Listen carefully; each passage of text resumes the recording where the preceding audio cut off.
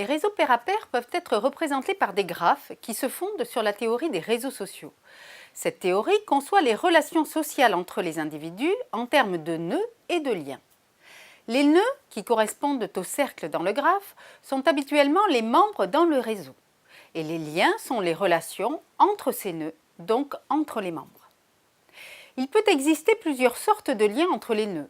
Sur une plateforme de consommation collaborative, on peut par exemple créer un lien entre deux membres si l'un d'entre eux évalue l'autre membre, ou encore si l'un des membres propose un service et qu'un autre l'achète.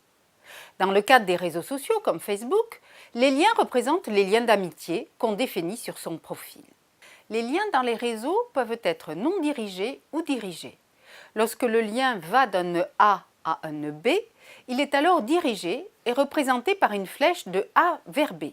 Mais cela n'est pas toujours réciproque, par exemple l'évaluation, le fait d'acheter le service. Lorsque le lien est réciproque entre le nœud A et le nœud B, par exemple des relations d'amitié sur Facebook, le lien est représenté par une double flèche. Les liens non dirigés sont nécessairement réciproques. La représentation des réseaux pair à pair par des graphes permet d'étudier ces réseaux par une méthode nommée analyse des réseaux. Cette analyse, utilisée en sociologie, en psychologie sociale depuis longtemps, s'appuie sur la théorie des réseaux développée en informatique.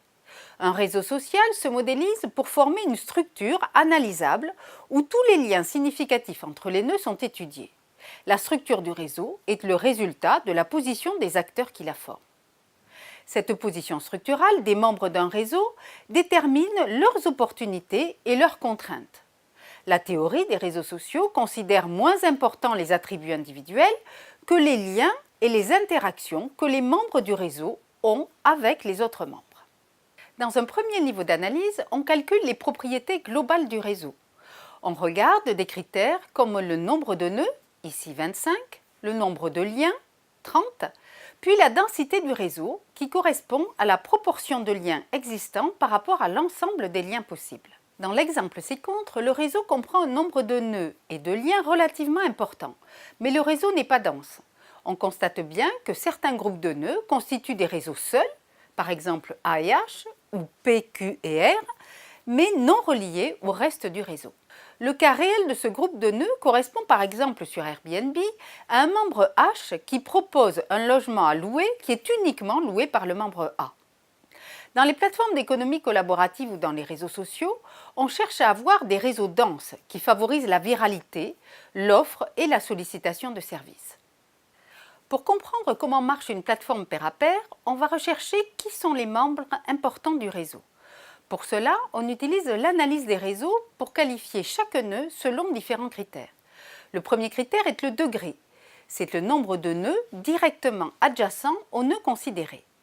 Dans l'exemple donné, le nœud A a le plus fort degré, puisqu'il est directement relié à 5 nœuds, alors que les autres nœuds ne sont directement reliés qu'à 4 nœuds maximum. Ce nœud A est un membre majeur du réseau de par sa position centrale. Plusieurs logiciels existent pour faire de l'analyse de réseau, comme UCNet ou encore Gephi, qui est accessible en open source et développé par des chercheurs. Pour qualifier chaque membre du réseau, on construit tout d'abord le tableau des interactions entre les membres. Lise est reliée à Marie, par exemple. Elle est devenue passager de Marie sur Blablacar. Jean est relié à Godefroy, par exemple. Il a donné un avis sur Godefroy sur Airbnb. À partir de ce tableau, le logiciel Gephi visualise le graphe des interactions et calcule plusieurs variables, dont le degré, pour chaque nœud. Ces calculs permettent de voir rapidement qui sont les membres les plus importants dans le réseau.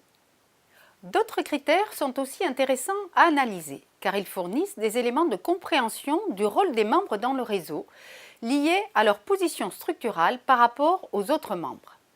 Quelques exemples sont fournis dans ce tableau, dans lequel on distingue des critères de connectivité, de voisinage et d'autorité.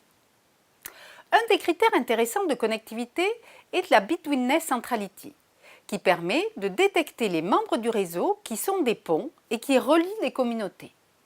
On voit sur l'exemple que le nœud H a une place importante dans le réseau car il relie les membres à gauche avec les membres à droite. En déterminant qui sont ces nœuds indispensables, l'entreprise peut personnaliser ses messages auprès d'eux et les traiter spécifiquement.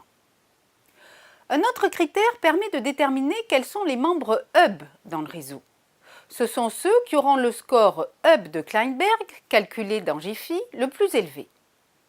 Ce sont les membres qui sont liés au plus grand nombre de membres. Par exemple, ils évaluent les autres, ou ils utilisent souvent le service auprès de beaucoup d'autres membres.